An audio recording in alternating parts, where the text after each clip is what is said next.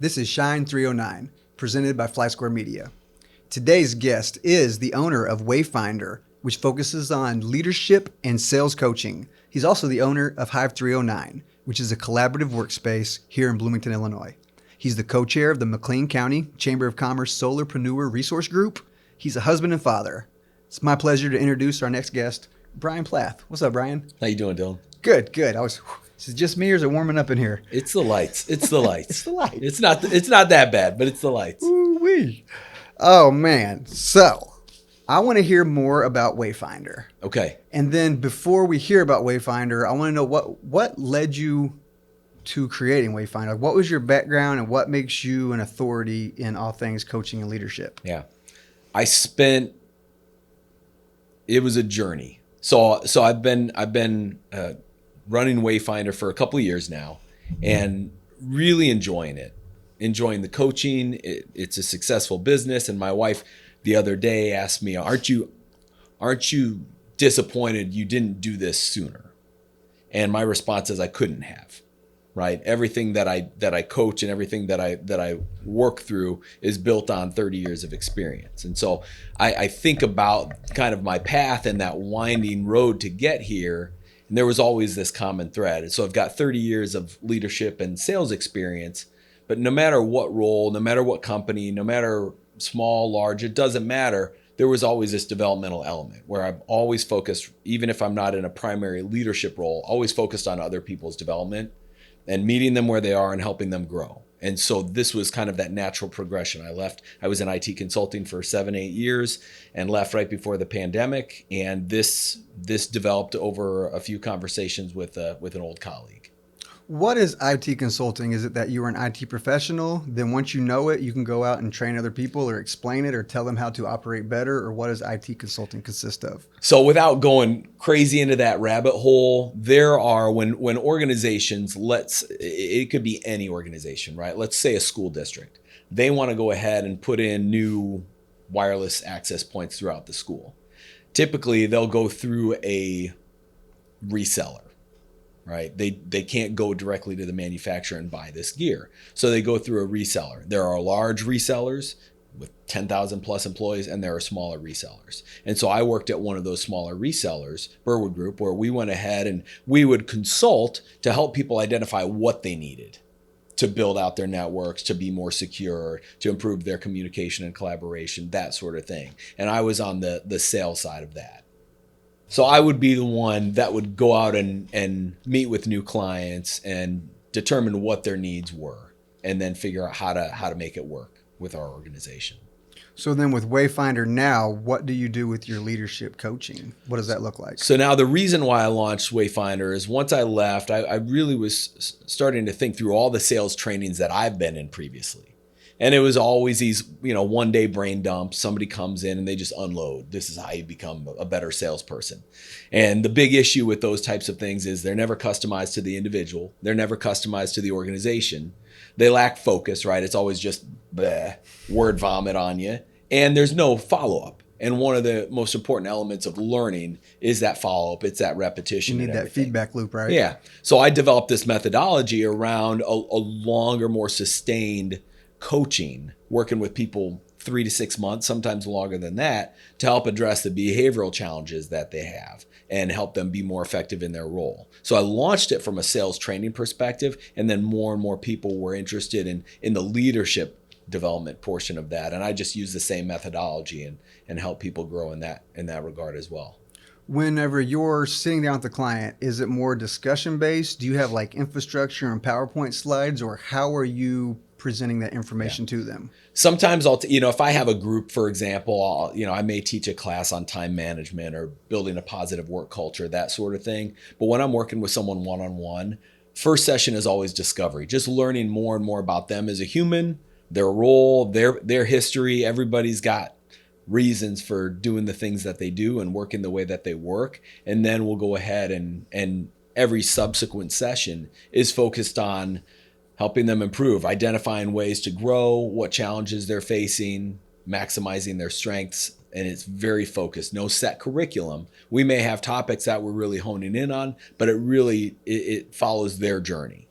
So you kind of cater to the individual. It's not a one size fits all kind of thing because Absolutely. no one person's at the same place during their journey or what they Correct. need to learn. I got you. Correct. And that's where I kind of see the difference between coaching and training is I'm not training just to set curriculum and trying to elevate people to that curriculum. I'm meeting people where they are and helping them on their journey. And how long you been doing that for? Since 2021. Yeah. So it's a pretty new venture then? Oh, nice. Yeah.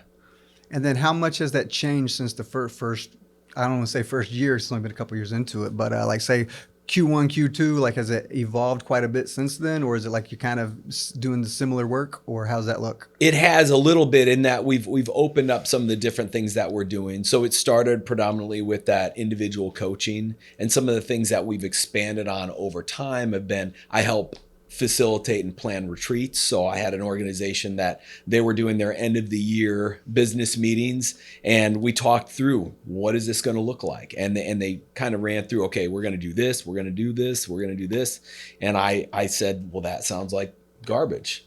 You know, it's the same business meetings that people have over and over and over again, a lot of updates, little impact. And so we talked about what can I do to help?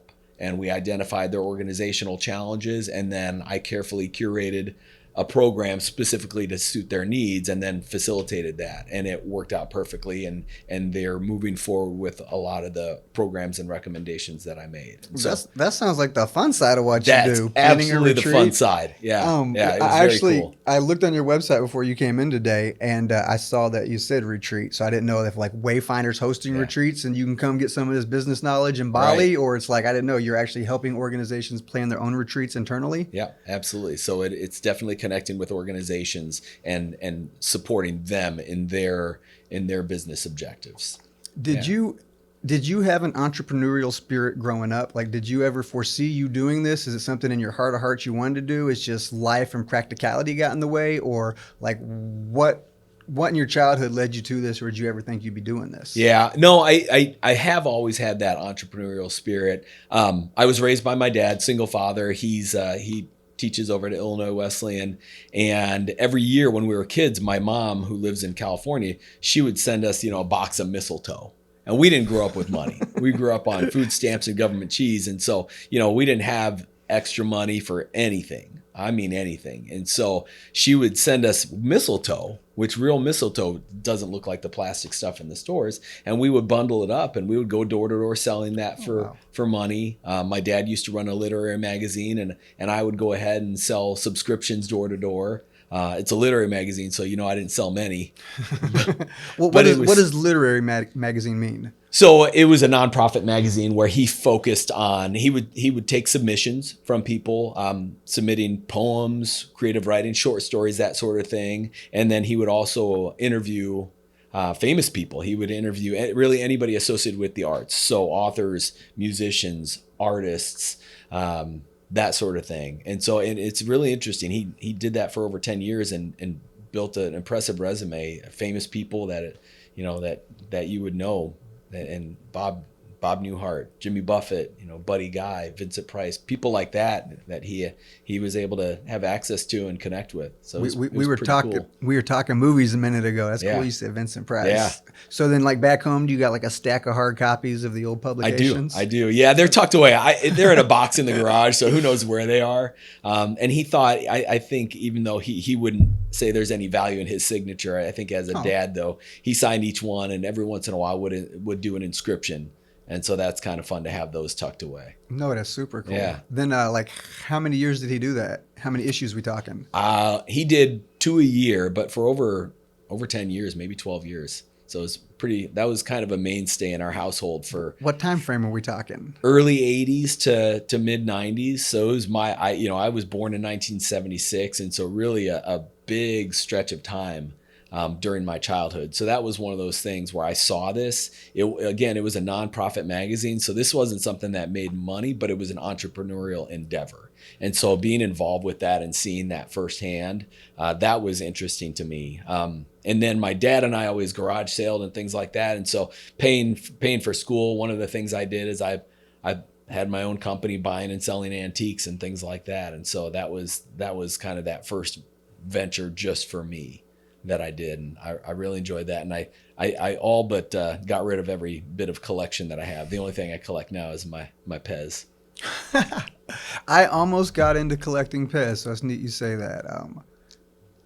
Yeah, it's fun. I got all the different little pop culture heads. Oh, yeah. So how do you have your Pez dispensers stored? I have them. They were in boxes for a while because you really have to have a plan for how to display, a couple thousand dispensers. So you got a display now? We do, yeah. In the basement, we came to an agreement. So half of the basement is, our kind of our living room setup and everything. And then the back half's the Pez display? Other side of that wall is I've got 3 bookcases all littered with Pez, and then I built some specific displays for some of the more valuable ones. So what are your more valuable ones? So some of the old school ones from like the 60s and 70s, any ones without feet are typically going to be worth more. And so I've got some old cool ones like Bullwinkle and some crazy fruit and things like that. And that's neat. Yeah, Bozo the Clown. Ooh, nice. Yeah.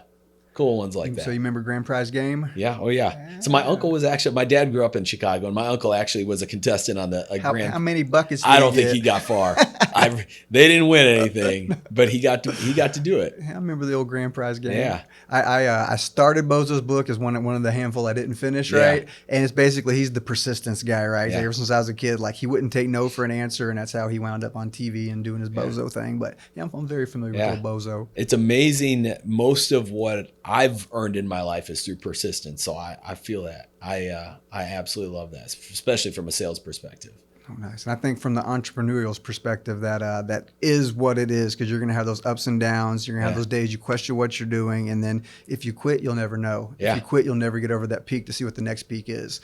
And silly me, I've said this before on camera, that I thought one day I'd cross the finish line and be done learning, and then just be execute. Right. Now I've learned to embrace that it's literally a never-ending learning thing, and that's like you're going to learn one way or the other. You might as well embrace it and learn as much as you can to be as much value as you can to provide more value and just do more and have more opportunities. So, yeah, absolutely. From coaching business to collecting Pez, how did you go about opening Hive 309? That was an accident. So I was looking to grow Wayfinder and maybe add a couple of interns, and I didn't want to do that working from home, right? I wanted to be able to coach and be engaged with whoever I brought on board. And so I was looking for just some little office space, and was just laying in bed, scrolling on my phone, looking at listings, and I found this one. And I love old buildings. I studied architecture at University of Illinois. Obviously did not become an architect, but still a passion of mine. And so I thought, I don't need 2,000 square feet. How can I make this work? And because of my relationship with the chamber and the solopreneurs, I know that there's people like me, right? People who are working from home, people who are, especially on the heels of the pandemic, just chomping at the bit to connect with people and be out there a little bit. And so first call I made was to the chamber. I didn't want this to seem competitive in any way. Reached out with a lot of community leaders and small businesses to identify, is this something that we need? And there are places in town where you can go and rent a private office, right? Spaceworks over at Tentac, they're a really good option for people who need a private office. But if you don't have that need, right? If you don't need to set up 4 monitors, if you don't have all your gear, and you just need a kind of a port in the storm and a place to plop your butt and get some work done and connect with people, this is a really great option, right? And so we decided, yes, let's do this. What a great community project. It's not our, certainly with Wayfinder, it's not my main job. But I felt like it was something that our community could benefit from. And so we did a massive remodel. My wife and kids and I did the bulk of the work. We hired out some of the work, but most of it we did. And it was a good 6 to 8 month remodel. We took it all down and brought it back to life. And the nice thing is it's turned out exactly as we've envisioned it. It's a beautiful space, and nice. I like showing it off. Yeah. How do you find clients for Hive? So a lot of it, we've done a bit with social media. I brought on an intern maybe 6 months ago, and just improving our online presence, social media, Google, things like that. We actually find when it comes to people renting our large conference room, small rooms, day passes, things like that, most of those people find us through Google.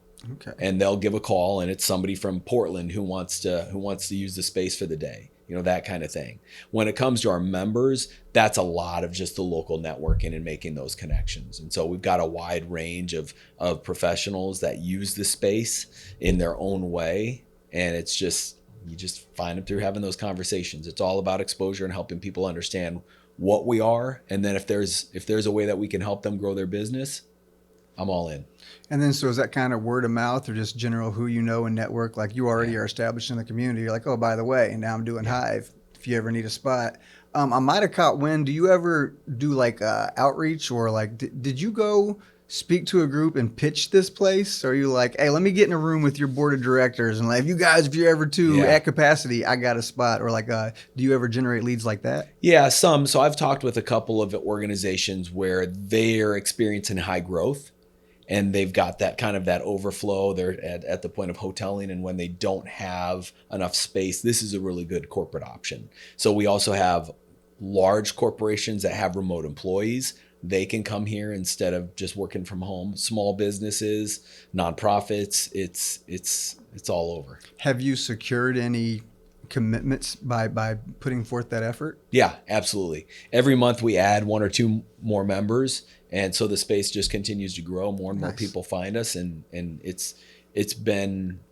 we're to the point now where it's sustainable, right? Nice. You wonder when you launch anything new, sure. Is this going to last? Is this going to be what we want it to be, what we think it can be? And now we're over that hump of, to your point, you said, what's after this first peak, right? It's the next peak. And so now we know this is needed, it's sustainable, and it's just how big do we get before we have to shut it down, right? Before we reach capacity, because there will be that saturation point where if somebody is trying to reserve a conference room and there's just no availability, we know we've got too many members at that point. Okay. So when you say shut it down, you don't necessarily mean physically shut down the location. We won't close the business. Just draw that line in the sand. Yeah, like we're good for now. We might reach capacity. Okay. Look at things like that. And that's kind of how you're growing Hive, or you're making it reach that sustainable point. How do you grow, or how do you I'm just curious. I'm trying to dig out of you. Like, how do you generate leads, or like for myself or for anyone else that's listening, like what do you do to generate leads with Wayfinder? So I think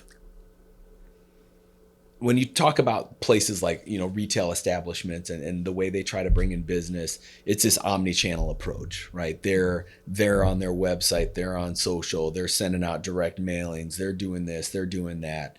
It's not just one thing that generates business for them, that builds their branding. And so for me, I've always been a big believer in doing everything I can to find business, connect with people, and drive that growth of an organization. So it's always, I've led a number of sales teams, and I've worked with a lot of sales individuals, and you encounter even more in your life as a consumer. And it's always interesting to me when a salesperson or a business development person or anybody running their own business decides they're just not going to do something, right? Like they won't pick up the phone. They don't like emailing people. They don't want to do social. You're taking a complete chunk out of that outreach strategy and just saying, I'm not going to do that. And the thing is, you don't always know where your customers are going to come from. You don't know where that's building.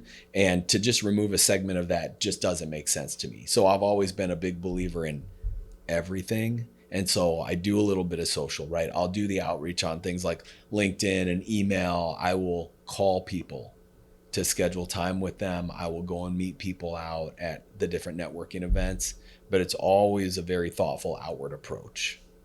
And it sounds like really, again, outward approach, you're putting yourself out there. Yeah. You're not like sending mailers, or you're not just like putting posts out online and sitting back and waiting like, I hope they see my post and they reach out to me. You're reaching out to them. You're putting the boots on the ground and making that effort. Right. Every organization dreams of like the inbound marketing leads where the business just comes to them. And that's great when you can get to that point. And we've seen that a little bit with Hive 309 where people see us and they have that need and we match up, right? But for the most part, if you want to be successful, you got to go get it. And so that's my focus, is always that outbound sales approach. And then just as I said it, I'm thinking it through, like where my most I don't want to say lucrative, but where most of my opportunities come from, it is having FaceTime with somebody. Yeah. Either someone refers me because I know them and they know I'm a good fit, or I meet someone and through discussion we gather it's a good fit. Yeah. And on occasion I will get that, oh, I found you on Google, but like that's not the highest likelihood for me to secure an opportunity. Right. It's not only just the opportunities are few and far between, but just the close rate, right? From a sales perspective, the likelihood of converting that to a sale and moving forward to a long-standing relationship is drastically reduced than somebody that you've connected with and built a relationship with and shown value over time.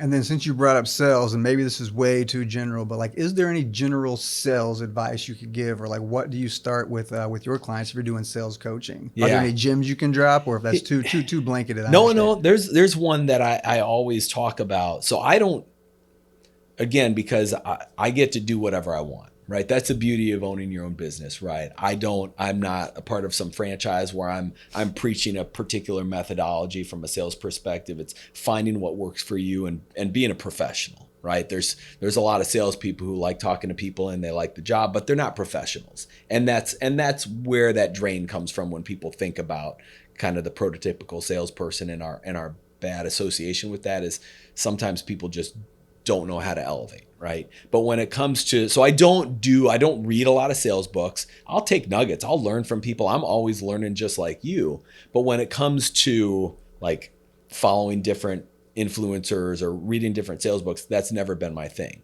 Now, did a lot of sales trainings when I was in IT, as I mentioned. Franklin Covey does trainings on any number of topics.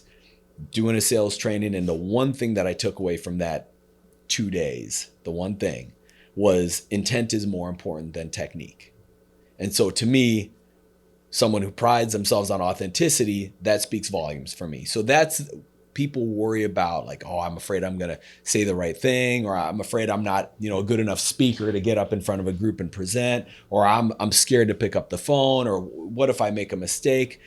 If people know that you care, if people know that you're trying to do right by them and you're just trying to do the right thing, you don't have to be the most polished salesperson. You don't have to be slick-tongued. You don't have to be perfect.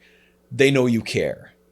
Now, the polar opposite of that is it doesn't matter how slick you are as a salesperson, right? If they feel that you're disingenuous in any way, if they don't feel that authenticity, they feel like you're a little slimy, right? And you're just trying to make a sale, they can feel that too.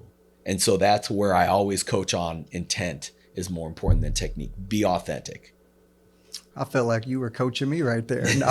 No, that's fantastic advice. And yeah, that's what until you run those reps, you don't know. And then until you have those conversations, it doesn't come as naturally. But then at the end of the day, yeah, like I go back to Jeffrey Gitomer's Little Red Book of Sales. You're not a big reading guy. Didn't read it. That's one that I picked up on. He says, and I just shared this with Steph earlier, that everybody likes to buy, but no one likes to be sold to. Right. It's like whenever you're sitting there talking to somebody, they're hitting you with their sleazy sales pitch. You're like, come on. But if you already have what I need and I want to just set it to me straight. I want to know what's your bottom dollar? And can we play with the price? No. Yeah. Well, all right, then how are we going to move forward? You already know if you want to. And like we discussed earlier about a lot of times people make purchasing decisions emotionally because they want it or whatever, and then they justify it with the logic. Yeah. Here's an example I've tried to use that I don't know if you ever used the penny flip. Do you ever do the 50-50 to make a decision? You never flip a coin to make a decision? No. I've been known to flip a coin to make a decision. And I gather too that I feel like when you're flipping that coin, you already know what you want to do. Right. Not in every circumstance. Sometimes you want the coin to validate it. Exactly. Sometimes you're on the fence, and maybe that coin will actually, you're literally on the fence, you don't know, and it will make the decision up for you. But oftentimes, more often than not, I feel like when you're flipping the coin, while it's in the air, you already know how you want it to go. You're just wanting that confirmation bias or that justification. Yeah. You're like, land on heads, land on heads. Yeah. And then when it lands on tails, you're like, never mind. Best 2 out of 3. Yeah, exactly. And that tells you something. Yeah. Sometimes you already know, right? Yeah, absolutely. And then through conversation, and because I already know you, Brian, I heard you recently mention you have a goal of owning 5 businesses. I do. Yeah. What's your grand plan with that? Unless you don't want to expose world domination. That's it. That's it. No, I think so. The thing is, why not take Wayfinder up to the next level and it equals 5 businesses? Right. Why do you feel like the need to spread yourself in 5 different directions? Or explain that to me. For me, I think a lot of people have multiple passions, right? Okay, Some no, for people, sure. right, they're like, I've always wanted to be a doctor. I want to be a doctor, and I'm going to do the doctor thing, and I'll publish, and I'll do this, and I'll do my research, and that's what I'm doing, right? And that may be the only thing they're interested in. That's fine. But most of us, I think, are multifaceted, right? And so I love music, and I love art, and I love my pets, and I love people, and I love the outdoors, and I love travel, and I love all these things. And so when we have these various passions and we find a way to kind of connect that with a business drive, I feel like that's a pretty cool thing. And so for me, I've got a list of a dozen business ideas that if I had a big bucket of money and all the time in the world, I'd do all of them, right? I can't do that, at least not today. So for me though, there are other things that I want to do. And that's not to say I would bail on Wayfinder. And I do want to see Wayfinder scale to an appropriate level where I can still maintain the quality that I expect and the impact on individuals that I desire. And it'll get however big it wants to get. But there are other things that I would love to do that let me do that when I'm able to. And so that's the next piece, right? Is getting Hive 309 to the point where, hey, you know what? We've paid back our construction debt. Now I don't have to worry about that. I can focus on what's that next thing. And say you were to pivot into that next thing, would it look like you just allocate less time to Wayfinder, or would that be something where you build a system and you can train somebody to do what you're doing, and then you're just securing new opportunities for Wayfinder, or would you be split and torn between the two different interests? So that's interesting, right? One of the things I think about is, let's take a restaurant as an example. There's different models there. When you think about somebody, you think about the traditional like family-owned restaurant. That is somebody who goes to that restaurant, they work 18 hours a day in the restaurant, and they do that for 30 years. And sometimes the worst thing that can happen to a restaurant is being marginally successful, right? You're making enough money to kind of keep it worth your while so you don't close it, but you're not so successful that you can hire somebody to do all the work for you. And so you're kind of trapped in that passion project, right? Then there's other models. You think about Biaggi's, for example.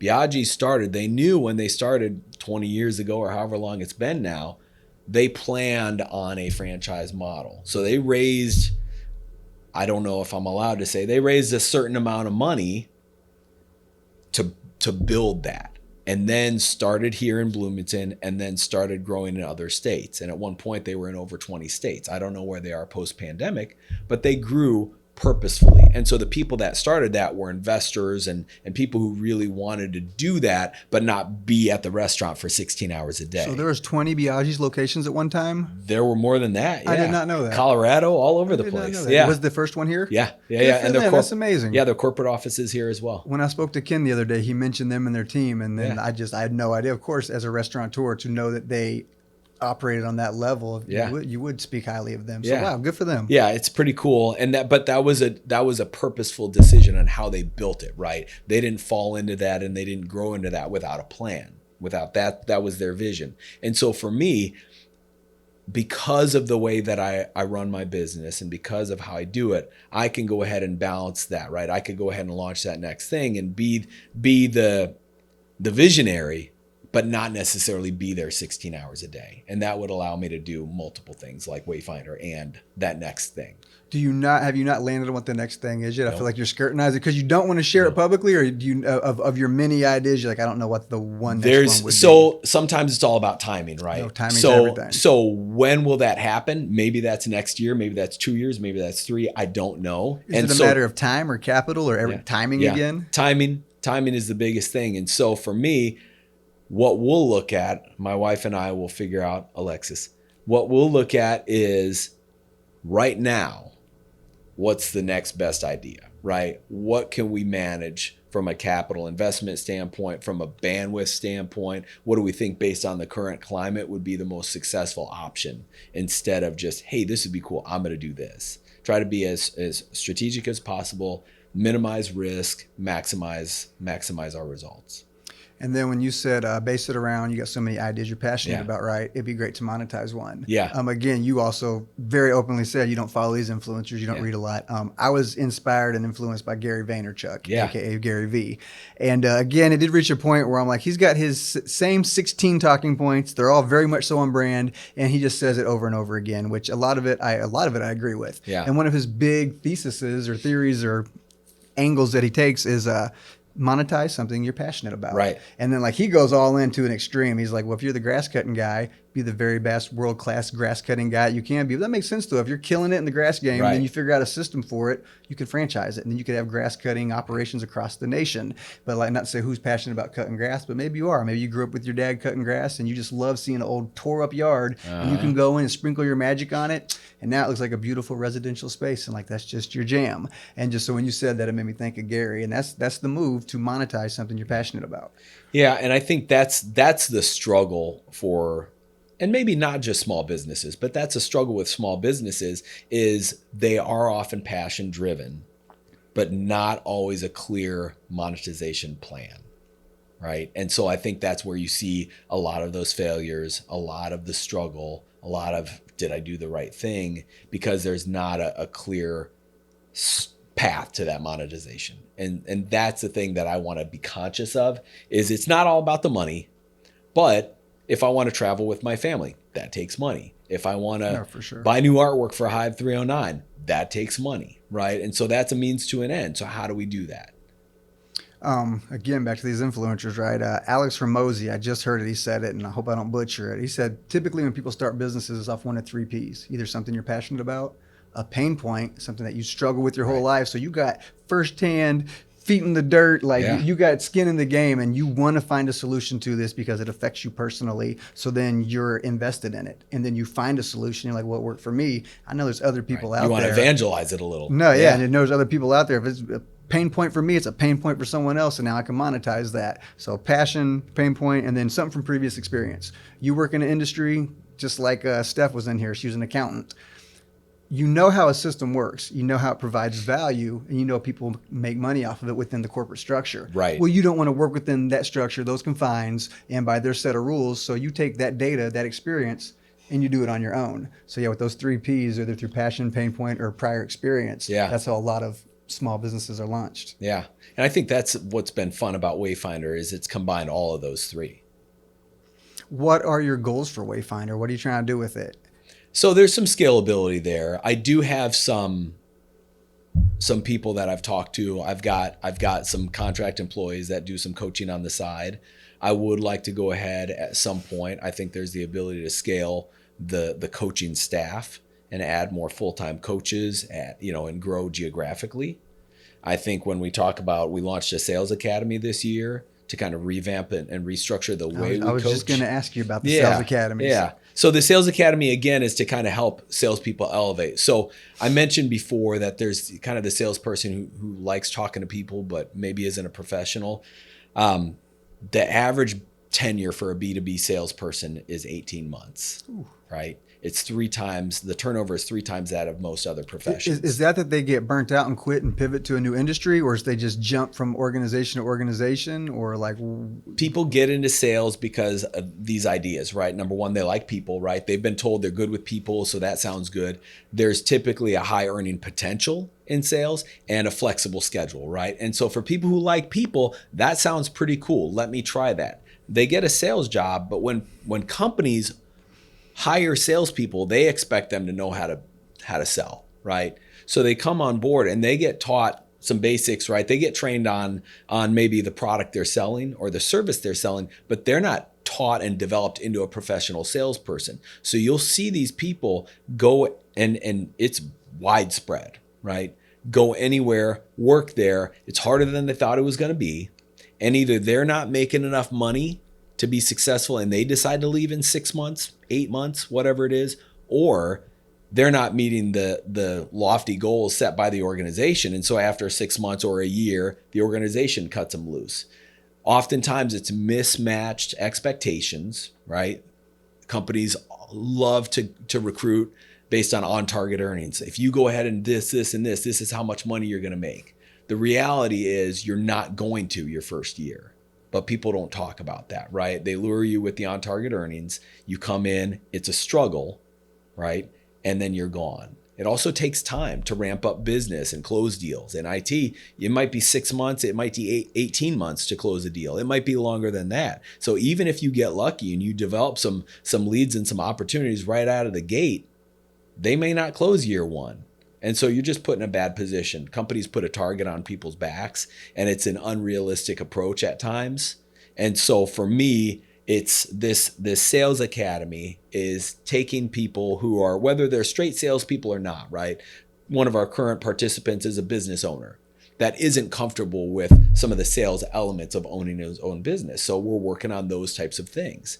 But the goal is to help people become a professional, to understand how to do all the work to be successful as a salesperson instead of just kind of shooting from the hip, quite honestly, which is what a lot do.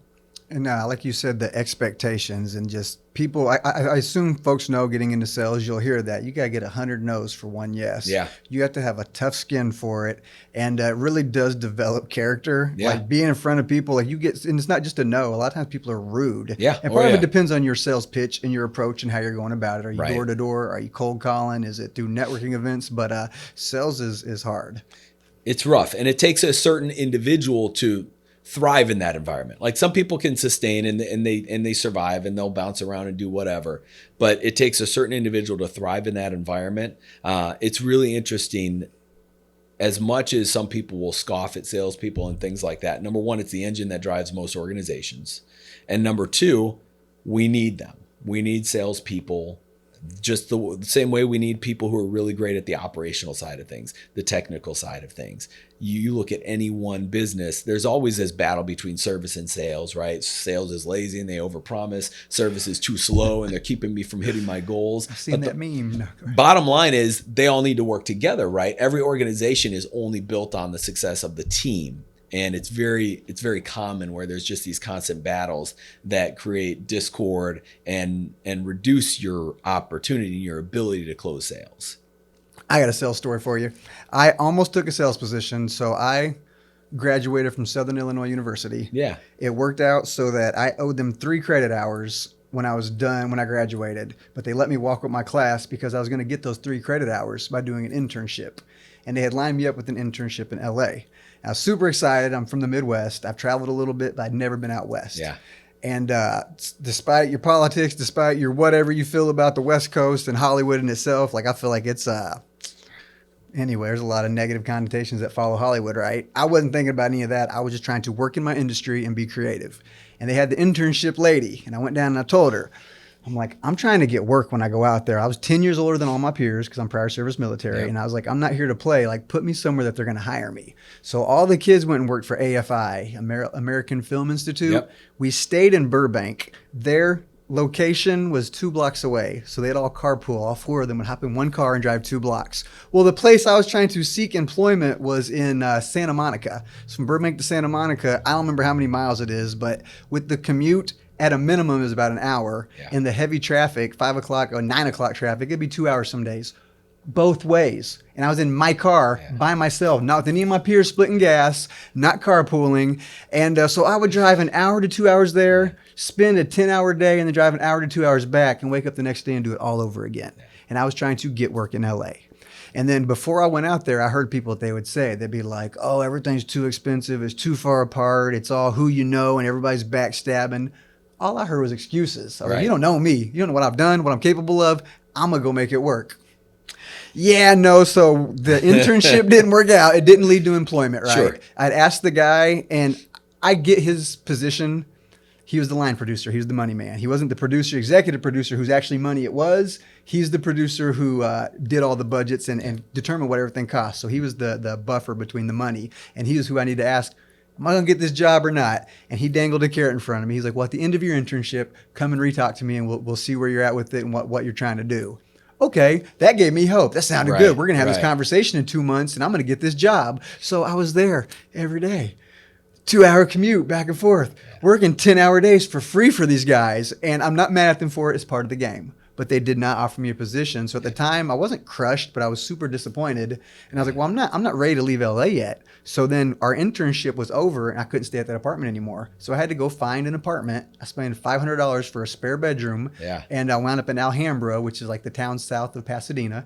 And, I was on Craigslist back when Craigslist was popping. So I was looking at every opportunity I could on Craigslist. I had several job interviews. There's one I thought I killed. It was for some media production guy at the Salvation Army for their West Coast branch. Yeah. And I went in and everyone was younger than me. And I'm like, y'all are running the show here and they're younger than me. I mean, I was only 27 or something and maybe 30. And they seemed like kids and I made them all laugh. I had the experience they were looking for. And I was like, I know exactly what you're talking about. I can do this job. Yeah. And I was like, I nailed it. I'm going to get it. I didn't get it. Yeah. So then it was another month was coming up. I think my internship expired. I was 2 months into staying in LA on my own. I only had a couple grand saved up to this point. So then my couple grand was running out. Maybe I had more than that. But anyway, my budget was fast depleting. Yeah. And I was like, I need to make this decision. Am I going to stay in LA and continue to chase this dream? I was already working in TV news. I was already freelancing, doing some video gigs on the side. And I didn't know if I wanted to stay another month, spend another $500 in this room and keep chasing my tail that was leading nowhere. And my roommate was like, I can get you a job interview. He worked at LA Fitness. I did not want to take the job interview, much less the job. Yeah. But I was like, for an opportunity to stay here and keep chasing this, I might. So I went to hear the guy out. And this guy, he was a salesman. He had a good sales pitch for being a salesman. He's like, man, the sales bought me that Cadillac. Sales put 2 of my kids through college. Woo, woo, woo. And he told me about how great sales was. He's like, basically, you're going to be out on the sidewalk telling everybody about LA Fitness. He's like, you're going to get 300 no's for every one yes. He's like, you got to talk to 300-400 people a day. And I was like, I could probably do that. I did not want to do it. Yeah. But to stay in LA, I was almost willing to. And then the straw that broke the camel's back was, you got to maintain a professional appearance. Told me I had to shave my beard. Oh. I just got out of the Army. Part of the reason I got out of the Army is I hated shaving every day. If I was Special Forces and I could rock the beard, I might still be in uniform. No. Yeah. To change my physical appearance for a job I didn't want, Right. I said no. I packed my bags and moved Good back for you. home. But so I almost took, that was my big long story to tell you. I almost took a sales job, but I didn't. LA Fitness, the New LA York Fitness. Yankees of the fitness world. All right. Yeah.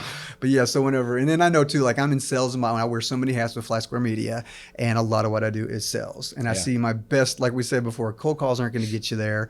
Mailers probably aren't going to get you there. It's networking, it's meeting people in person and building rapport and building relationships tend, at least to me, to lead to them securing the most opportunities. Yeah, absolutely.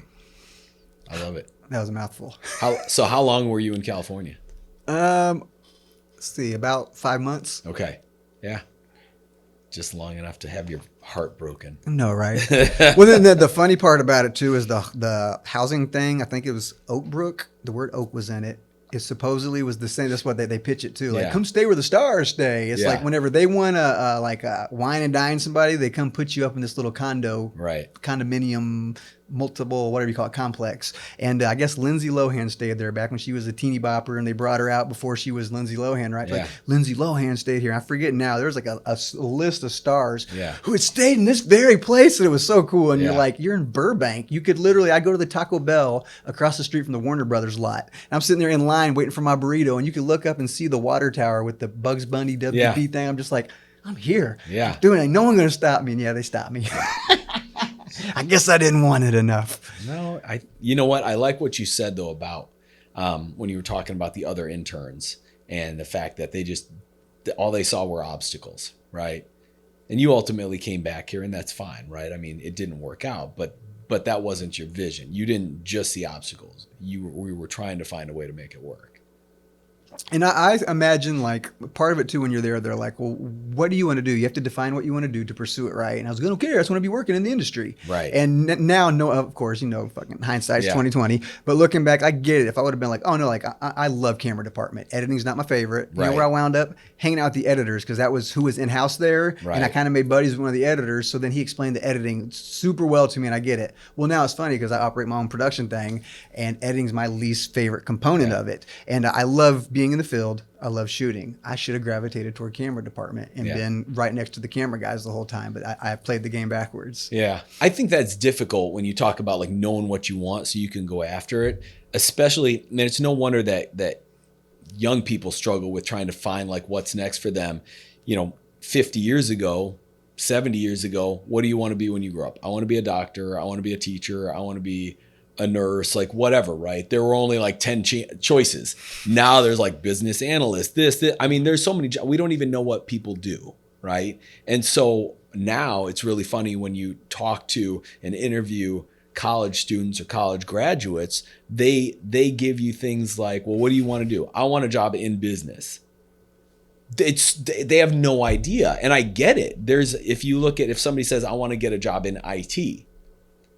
Okay, well, there's 30 jobs just now that I can think of that are different career paths within that industry. So what is it? But we don't always get the opportunity to explore that and understand what's out there.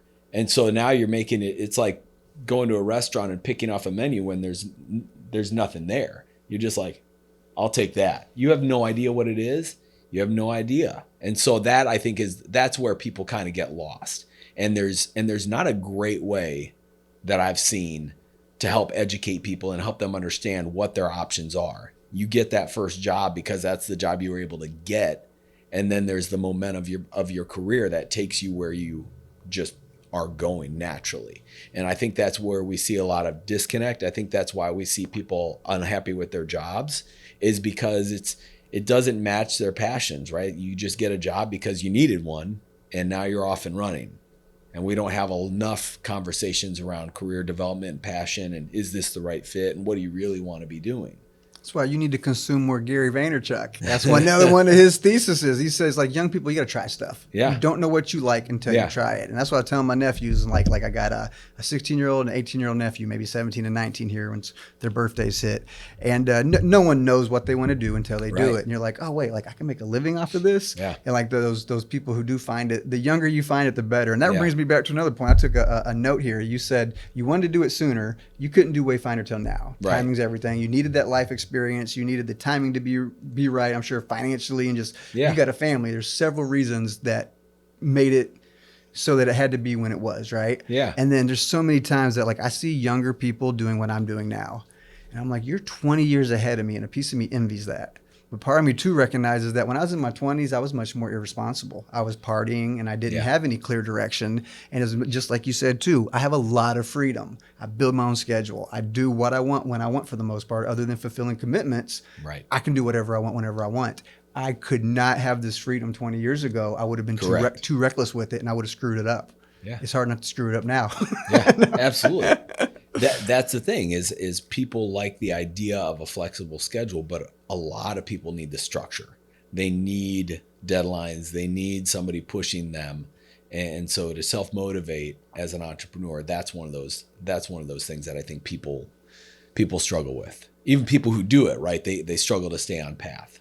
And I think that's why, and that's a question I had written down too. I think people look for external sources for information, right? Yeah. You need that reminder. Like you already know you need a do list. You need to prioritize it, focus on what matters, or outsource the small things, or like build systems and train somebody else to do something so you can focus on the things that actually matter and are actually paying the bills. And there's different things that I feel like we hear repeatedly and we know it. But again, information without implementation is merely entertainment. Oftentimes it's hard to discipline ourselves to do it, or sometimes when it's right in front of you, or there's so much in front of you, it's hard to see through the forest and however that expression is, see the trees and know exactly what you need to do. So that's why it's good to have that sales experience, that guidance, or that leadership, and like outsource to Wayfinder or something. So like, Brian, what do I need to do to fix myself? Yeah. Remind me, put it in paper, put it in black and white, give me that structure. Yeah.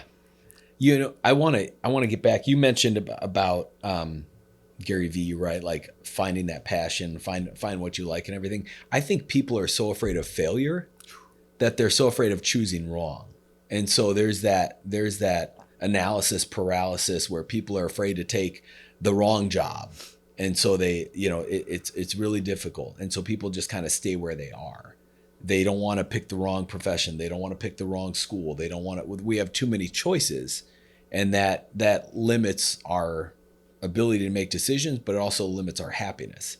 There was a study done years ago, right? And it was kind of like diminishing returns, right? Law of diminishing returns when it comes to happiness. If you go to an ice cream shop, right, and you have two options, chocolate or vanilla, you know, okay, I want chocolate. What do you want? Or chocolate. Chocolate, right? You get your chocolate. You're not looking back. You're not wondering, oh man, I wish I wouldn't have made that decision. You're enjoying your chocolate and you're loving it because you know how much more you love chocolate than you love vanilla. Now Baskin Robbins opens up and there's double chocolate mocha, chocolate peanut butter, chocolate chip, chocolate with brownie, and there's all these different flavors now. And so number one, it makes decision making that much harder, but your level of happiness decreases. When you go ahead and pick your chocolate, you're not as happy with your choice because of all the other variations and all the other levels of happiness. The distinction between happy and unhappy blurs, quite frankly. And that I think that's one of the big issues too, is all the choices make it very, very difficult. It's not, oh, I decided to be a fireman instead of a policeman. I decided to be a business analyst 3 instead of a business specialist or a business review specialist. You know what I mean? There's so many different corporate jobs in every single industry. How do you know? So it's that I think makes it a struggle, not just for young people, but for adults too, of trying to find that passion, because there's just too many choices and the lack of opportunity to fail. I feel like for young people to study business feels like the safe thing, right? Like Yeah. all these successful corporations, Right. anything's Fortune 500, you name it, right? Yeah. Well, if I have a general business degree, like what do they even make you do? Like you write a Mhm. business plan, you take a class in each thing. At the end of it, you're like, oh, I understand this Right. general idea of how to start a business, or I have this limited experience. Well, anyone that runs those corporations knows that, and they're going to interview you, and they know you're inexperienced, so you're going to get entry level work anyway. And it's like, well, what department do you work in? Depending on what organization, then what maybe you can job shadow, or Right. then you can train and slowly work your way up that corporate ladder, or you can start entrepreneurship Yeah. and put your feet to the fire and dive in head first and figure it all out in the first few years, which you don't figure anything out in the first few years. No, You know not what I'm at all. saying? Yeah. For me, same thing. I decided not to become an architect, transferred to the University of Iowa, go Hawks, and then decided, okay, so now I need to graduate, right? I didn't have a lot of money. I need to graduate in 4 years. I'm transferring from University of Illinois to University of Iowa. How do I graduate on time? I don't have the money for a victory lap. And so I had to think about credits and things like that. And the only business degree that I could get that was, kind of that just all purpose whatever is a degree in economics. Guess what? Never used that degree once. But the thing is, most of the time we're not using our actual degrees. It's showing somebody we've got the propensity to learn, that we struck out to do something and then stuck with it.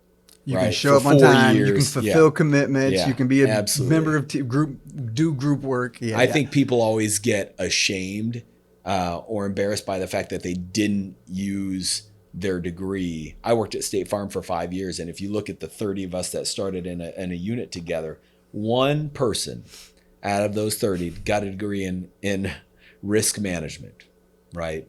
A insurance degree. Everybody else was art history, mathematics, economics, whatever. Nobody did that on purpose, but they all had the degree, which showed the capability and the desire. It's funny because my degree is actually in CP, cinematography and photography, and here I am doing video work. Yeah. But like I was after 8 years in the Army, and I was focused. I was like, I decided Right. I want to do this, but I didn't know that until I was 5 semesters into school, and I only had 3 left when I decided to focus on film. Yeah. So I did my associates or whatever here at Heartland. I did 1 semester at School of the Art Institute where I took a film class, and I was like, oh, that's it, light bulb moment. Yeah. I was like, I'm not going to paint and decorate rich people's living rooms. No offense, painters. I still got an interest in doing that.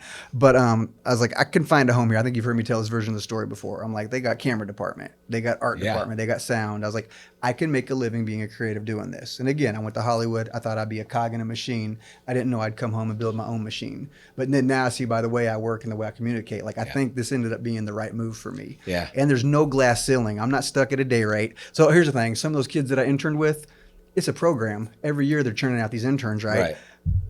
I knew some folks, so when we're there and we're interning, there's other kids from the previous years who are working. Wow, you're working? What do you do?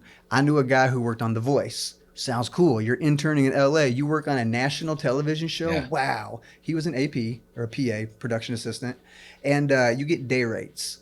And I don't know if he was union or not, but he was making 120, maybe 150 bucks a day, and they were working him 10, 12-hour days. Yeah. Some days it was 15. And my man was in charge of walkie-talkies. That was all he did all day long. He had freaking 200 walkie-talkies. I don't know how many it was. Yeah. But all day long, he was charging batteries, running around, keeping accountability of them, making sure everybody had their damn walkie-talkies. And that's what my man did. So I was really jealous. He's working 15 hours a day for 150 bucks a day for walkie-talkie duty. And I'm like, there's just so many levels to it that it's taken me longer to get over that hump. But when I hit a home run, it's a home run and it just feels so good. Yeah. And then it's just, I like doing what I'm doing now. That's awesome. I'm glad I didn't get that intern job. Oh, and that's what I look back to. That job at the Salvation Army that I told you about. This was before minimum wage went up. And it was like $10 or $12 an hour or something that I would have, if working full time, I would have been poor in LA. Oh no, I got the job, and I would have stayed, and I would have been miserable. I would have been working my ass off for the Salvation Army job to barely make ends meet. And at the end of the day, it wouldn't have been worth it. I would have been living my dream in LA, producing content, but to what end? It's ugly. Yeah, that's a struggle. And I think sometimes we get so set on a path, right? You could have easily stayed on that path and then realized, what am I doing? I'm not happy. This is just what I'm supposed to be doing. No, I think you mentioned, I'm glad I didn't get that job, right? I think about, it always stings in the moment when you let's say you get fired or you don't get a job or something like that. It always stings. But my experience is most of the time that works out, right? Where something better happens along and you're doing something that you were meant to do versus something that you kind of felt like you needed to do in the moment. Or when you mess something up and it sucks because you feel like a failure or you let someone down. But then in the future, that's why I'm still learning. Yeah. And if I make a mistake, then I'm like, how can I prevent that from happening moving forward? And then it's like building infrastructure. Well, you're like, now I got these SOPs in place to ever prevent that from happening again. Yep. And I was just doing the scroll of death the other day, and I saw some guy doing a graduation speech. And he says something about success. He's like, majority of you haven't failed enough to find success yet. And it reminded me, I'm like, I've been doing this media thing for quite a while now, and I still make mistakes sometimes. Yeah. And then when I do it, I'll beat myself up. I've been doing it this long. How am I still making mistakes? You're never going to stop making mistakes. Right. So instead, the sooner you can take those mistakes and go, it's a learning point, and not beat yourself up over it and just take it as a learning point and move forward, that's whenever you really start to find that success and grow as a person, I think.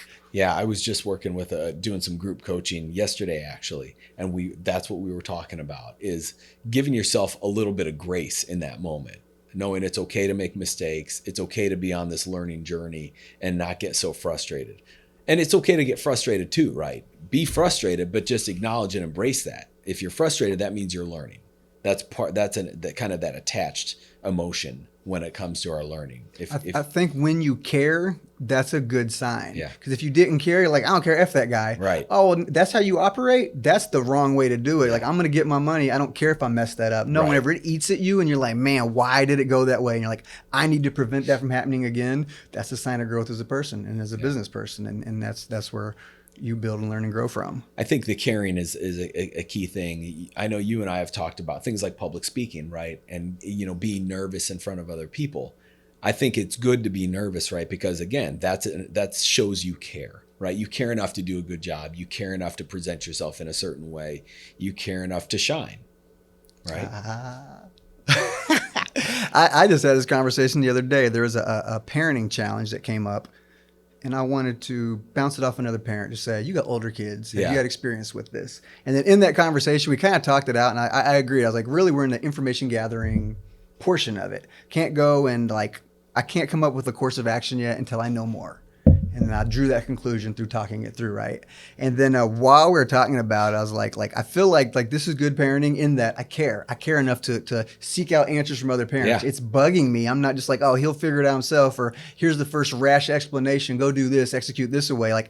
I'm over here losing sleep about it. I'm over here stressed about it. I'm getting information from other parents. And I was like, if anything, I hope that shows that I'm a good parent because I care enough that I'm trying to help this little person navigate the world and do right by him. Right. And not seeing it as a failure for not knowing, not just automatically knowing how to parent in that moment.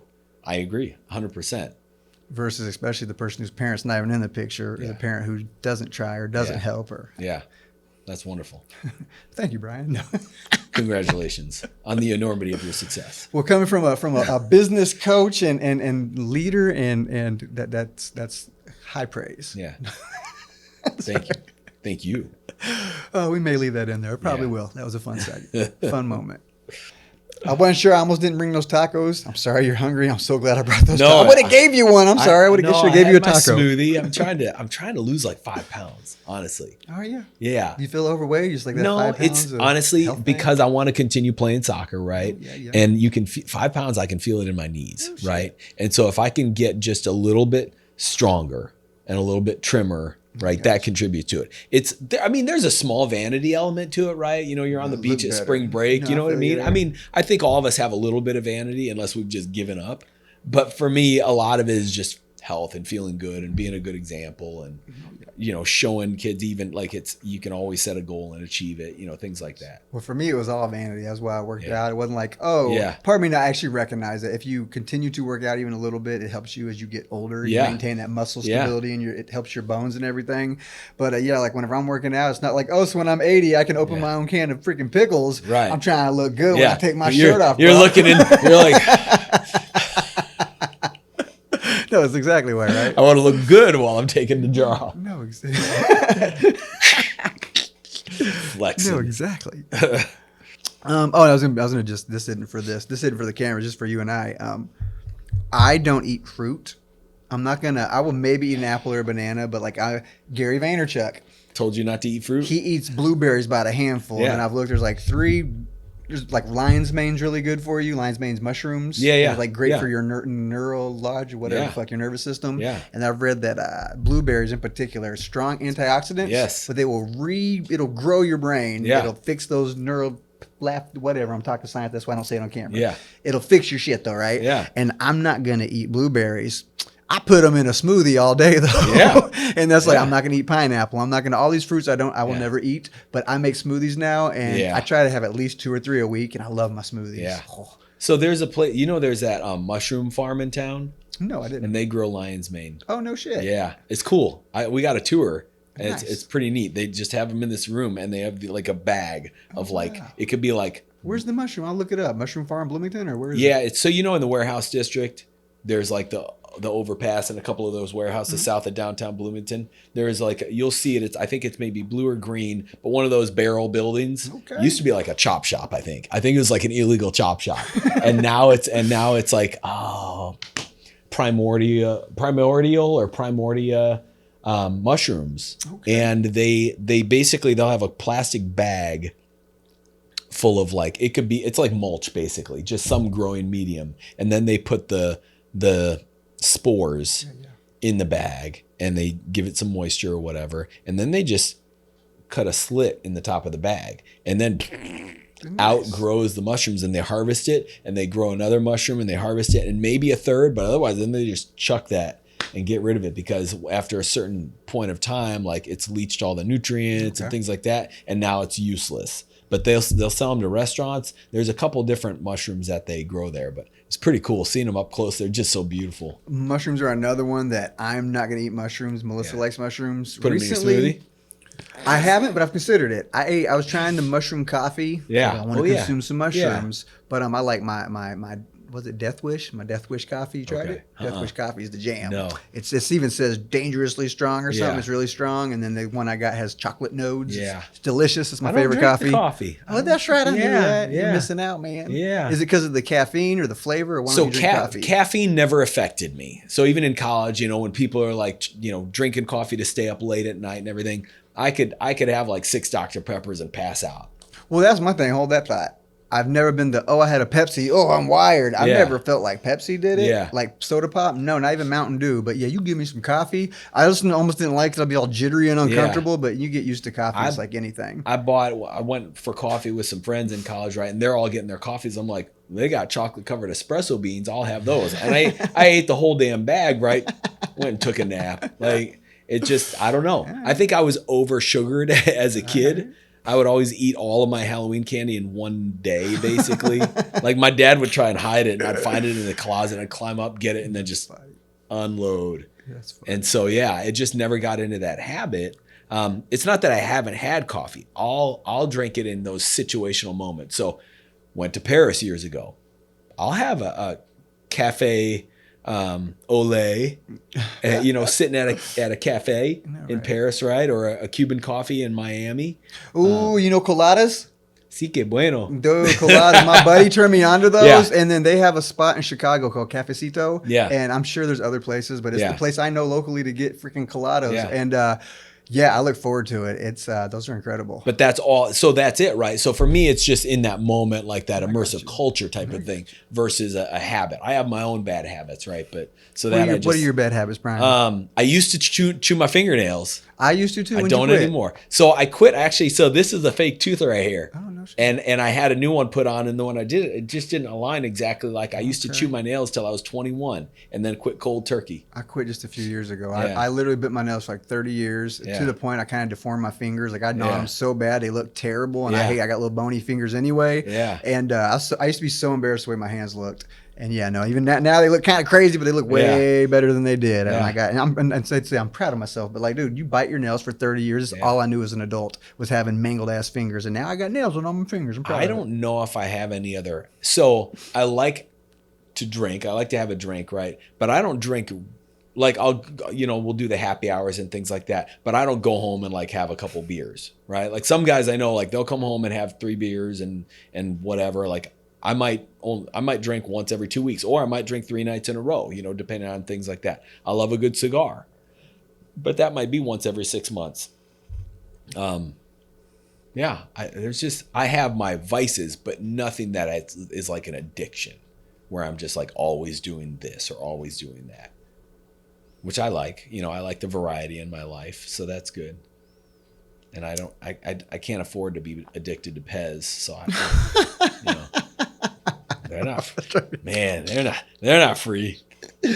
Well, you mentioned Paris, it reminded me. So when I was in the Army, I re-enlisted. It was a hard decision to make, right? Yeah. So I did a 4-year term, and then you have a window. If you go beyond your window, you can't enlist in it. You can't re-enlist because now you're starting to do your outboarding. Okay. And it's like, so you have a window of time. So as soon as your window opens, maybe right before it, then recruitment guys know your name's on a list. Yeah. They come, hey, Plath, I see your window's going to open June 1st. They start sweating you. Come see me on June 2nd. And then they're back to being salesmen. They find the most charismatic guy that they can to be those damn retention NCOs. And once my window opened, I was actually deployed. I was in Afghanistan. And then they offer you everything. They're like, oh, we'll give you a bonus. Oh, we'll give you duty station of choice and this and that. And so, and the upside of it was that when you're in the combat zone, it's tax-free. So when you get your paycheck, it's always a percentage larger. Yeah. And you're like, oh, if I get that re-enlistment bonus, it's going to be tax-free. You're like, well, that's enticing. Well, I'm sitting there, my windows get ready to close. I'm in Afghanistan. I'm like, I hate this. I didn't want to be in the Army. Yeah. I was there as a means to an end. So I thought I wanted school money. I could have swore that with that 4-year degree, it would open, as long as I buckled down, did well in college, it would open any door I wanted. Yeah. Silly Except me. LA. Except LA, right? And so I was there for school money, and it was a means to an end for me. And I was like, I'm sick of this. I don't enjoy it. Anyone that outranks you can punk you and tell you what to do, and they can lock you up. They say stand at ease. You got to put your hands behind your back and stand there and take it. Or they say parade rest, and you got to sit and take it while they yell at you, cuss at you, tell you how it is, and you can't even talk back until they say at ease or carry on or move out or whatever, right? And I hated it. I'm not going to sit here and get punked by some dude that was lame in high school, and I'm over here cool as I want to be. And he's like, get over here, Elliot. Oh, I got to listen to this bullshit again. Anyway, I wasn't a fan of being in the Army. It had its pros and cons. That's what my nephew was interested in. He's like, oh, my dad said you liked it. No. I like being able to travel. I met some really great people, but there was so much about it I didn't like. Yeah. You want to sign on for another 4 years? No. But what happened is every time I would come home, I'd hang out with my knucklehead buddies and almost get in trouble without sharing the... So that was a means to keep you out of trouble. It was a means to keep me out of trouble. Like I would come home and literally almost get in trouble on several occasions. And I was like, if I'm home full time, I'm going to make bad decisions. I can't do this. So then when I'm in Afghanistan, sitting on the side of a mountain, staring at other beautiful mountains, me and my buddy Isidro had the exact same, within a month, had a window. Me and him were both like, are we going to do this? I don't know. So anyway, long story short, I talked to my retention NCO, and it was like, I don't just want the bonus. I want duty station of choice. My dad was stationed in Germany, so I always heard his stories. And I'm like, Europe, right? Like, I get to go live in Europe? Yeah. Sign me up. So I re-enlisted for another 4 years. So they slightly overlapped. So when I got out, I was just under 8 years. And So we got back from Afghanistan. It took another year and a half to get my orders to drop. So then it's eating into my time. I already re-enlisted. I'm like, I thought I was going to get a good, better part of 4 years. Yeah. A year and a half later, I still don't have orders. And then you can call Department of the Army and be like, hey, start to nudge them. Like, where's my orders at? I got my orders to come down. I'm excited. I finally get to leave for Germany, right? And when I get to Germany, I get there in, I want to say October, December. I got there in October. 2 months later in December, we leave for Iraq for a year. So my 3 years, whatever, in Germany turned into, or my 2.5 years in Germany. That blows. I was supposed to get 2.5 years, and a year of it was in Iraq. So I ended up getting to spend 18 months in Europe. But in those 18 months, I took advantage of it. Yeah. So that was my long version. Yeah. That was my long way to say whenever you mentioned Paris, I did travel quite a bit. Did you learn German when you were there? Or were you so focused on, being on base and things like that? When you very first get there, they actually give you, what do they call it? Some briefing. But anyway, they, God, I can't think of what they call it now. Geez, because cameras around me, I'm nervous. No. They onboard you, though, basically, for lack of a better way to put it. And they teach you the very bare minimum basics. And like, if you want to learn it better, you can go out on the economy and talk.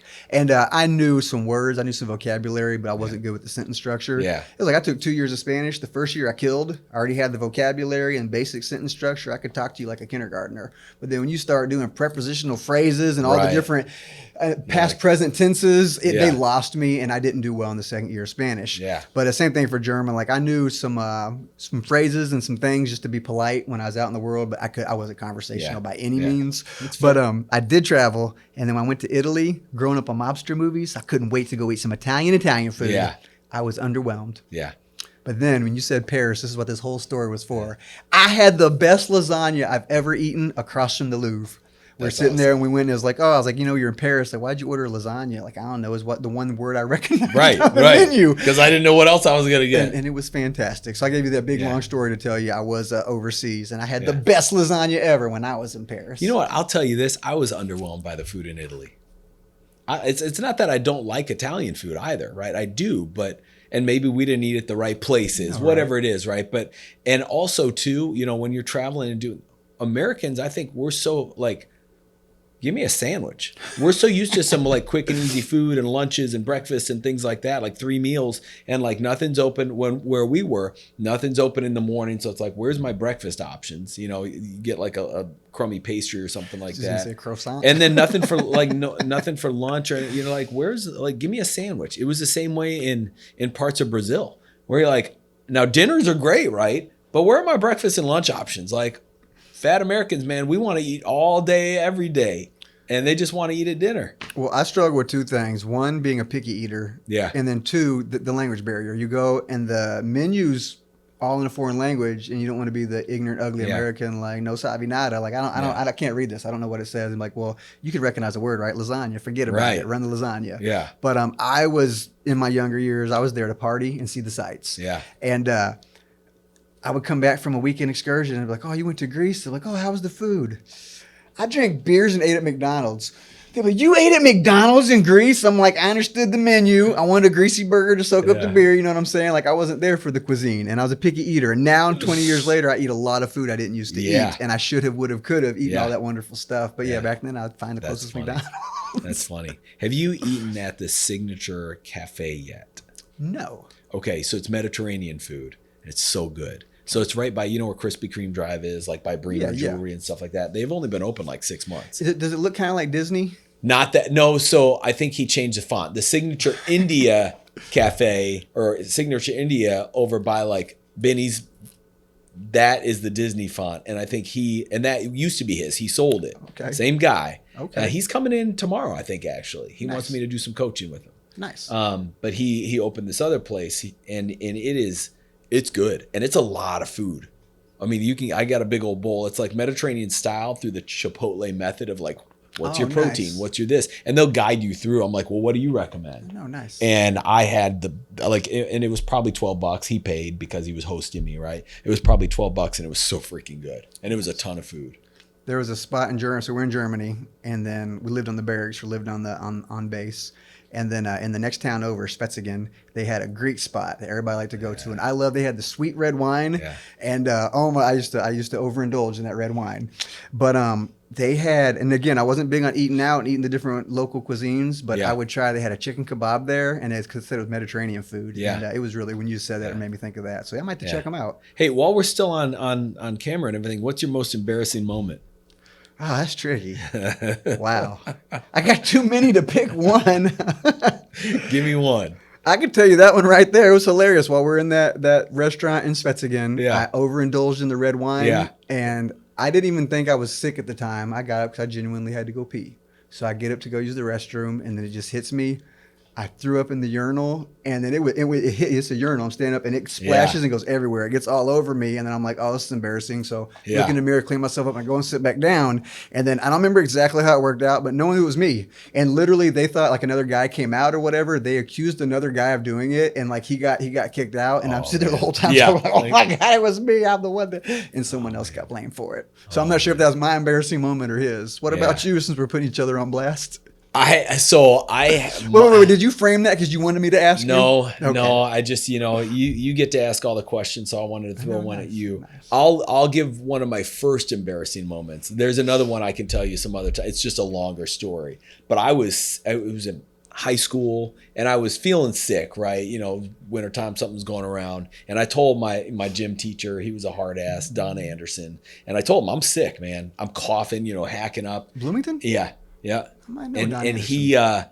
he's like, I don't care, run. Everybody's running, right? And we were just running. And I'm coughing, I'm feeling miserable and everything. And you go back into the locker room to change, go to your next class and everything. Sitting down on the bench, and I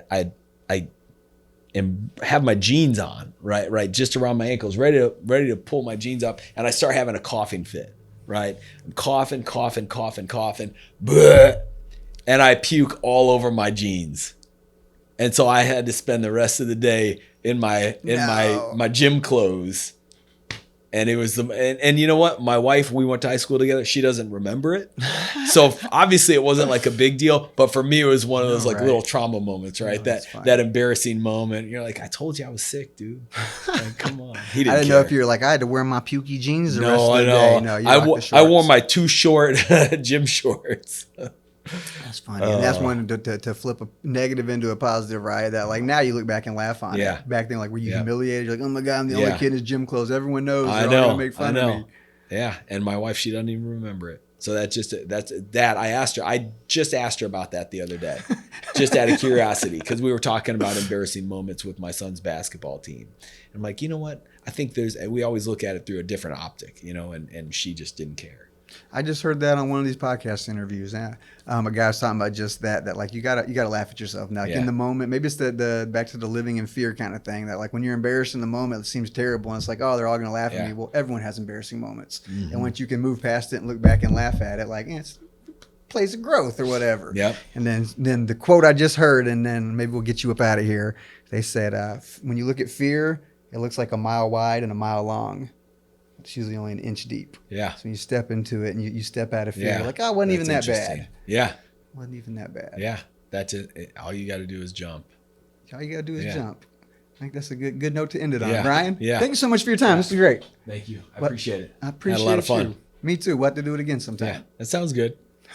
After Steph, her reboot. He's like, I heard this before. You had an air her of trash doubt. bags talk. You had an air of doubt in your voice. Like, yeah, we'll have to do that again. No, I'm down. Yeah.